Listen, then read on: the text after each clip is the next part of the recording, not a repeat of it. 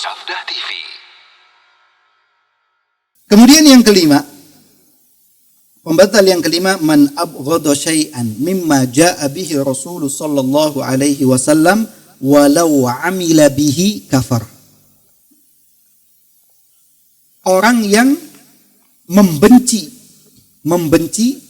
syai'an, sesuatu atau bahkan sedikit saja, mimma jaa'a bihi Rasul sallallahu alaihi wasallam, apa-apa yang dibawa oleh Rasulullah sallallahu alaihi wasallam, walau amila bihi, walaupun dia mengamalkannya, walaupun dia melakukannya, melaksanakannya, kafar, dia tetap kafir. Jadi kalau misalkan ada hukum yang dibawa oleh Rasulullah sallallahu alaihi wasallam tentang sebuah hukum, kemudian dia benci dengan hukum tersebut, atau salah satu sunnah Nabi sallallahu alaihi wasallam, dia benci terhadap sunnah tersebut, walaupun dia mengamalkan, tetap dianggap kafir. Jadi hukum yang dibawa oleh Rasulullah sallallahu alaihi wasallam itu tidak boleh dibenci. Beda ketika kita misalkan, saya masih belum bisa mengamalkan, ya sudah, jangan dibenci, jangan diolok-olok. Adapun permasalahan kita belum bisa mengamalkan, ini adalah permasalahan lain. Seperti apa? Contoh misalkan ini ibu-ibu membenci hukum ta'addud. Masalah ibu-ibu belum bisa mengamalkan, ini urusan lain. Adapun membenci bahkan sampai mengatakan dia tidak akan menerima, ini permasalahan yang berbeda dan dapat menyebabkan kufur. Jadi harus bedakan antara seseorang yang dia menolak, tidak menerima, membenci satu hukum dengan belum bisa mengamalkan. Dan ini berlaku dalam semua hukum, bukan masalah poligami saja. Hukum-hukum yang lainnya juga. Ketika seseorang misalkan dia belum bisa mengamalkan, tapi dia tidak membenci dengan orang yang jelas-jelas membenci walaupun dia mengamalkan, tidak menerima ataupun membenci poligami, tapi dia poligami. Nah, ini kebangetan namanya. Sudah membenci, menolak, tapi dilakukan juga.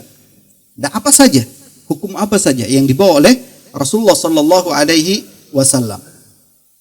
Kemudian yang keenam,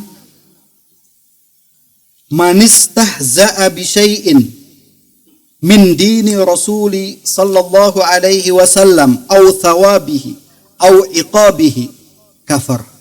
والدليل على ذلك قوله تعالى قل أبالله وآياته ورسوله كنتم تستهزئون لا تعتذروا فقد كفرتم بعد إيمانكم. Yang keenam, man istahza'a bi syai'in, orang yang istihza. Istihza yaitu mengolok-olok, mencemooh, mengolok-olok atau mencemooh, yaitu orang yang melakukan istihza terhadap apa? Bi syai'in min dini Rasul, sesuatu dari agama yang dibawa oleh Rasulullah sallallahu alaihi wasallam, tentang apa saja.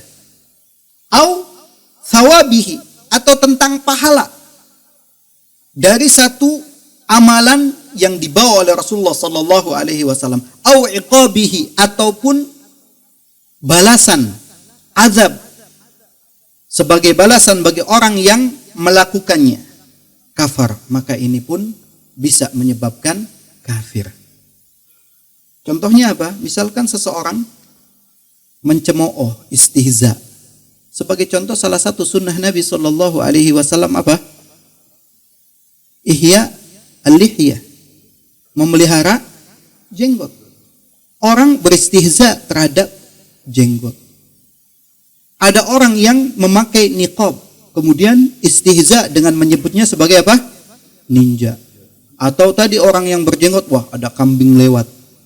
Kemudian orang yang tidak isbal dibilang wah kebanjiran. Sudah berjenggot, celana cingkrang, langsung ontanya mana? Seakan-akan apa? Kalimat-kalimat istihza, cemooh terhadap orang-orang yang sedang mengamalkan sunnah Nabi Sallallahu Alaihi Wasallam. Karena ini adalah ajaran agama yang dibawa oleh Rasulullah Sallallahu Alaihi Wasallam. Beda dengan tadi, saya masih belum bisa mengamalkan. Sudah, jangan dicemooh, jangan ditolak, jangan dibenci. Kalau belum bisa mengamalkan, terima dan minta kepada Allah Subhanahu Wa Taala dibukakan hati dan diberikan kemudahan untuk bisa mengamalkannya. Atau pahala, misalkan orang yang berpuasa akan mendapatkan pahala seperti ini, atau orang yang melakukan ini pahalanya seperti ini, kemudian cuma wah, pahalanya cuma segitu. Dia mencemooh tentang pahala yang dijelaskan atau balasan. Wah, nggak mungkin. Seperti ada orang yang istihza terhadap ketika seseorang bangun tidur diperintahkan untuk apa?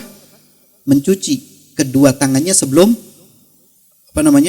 mencelupkan ke dalam bak ataupun ke tempat air. Harus dicuci terlebih dahulu.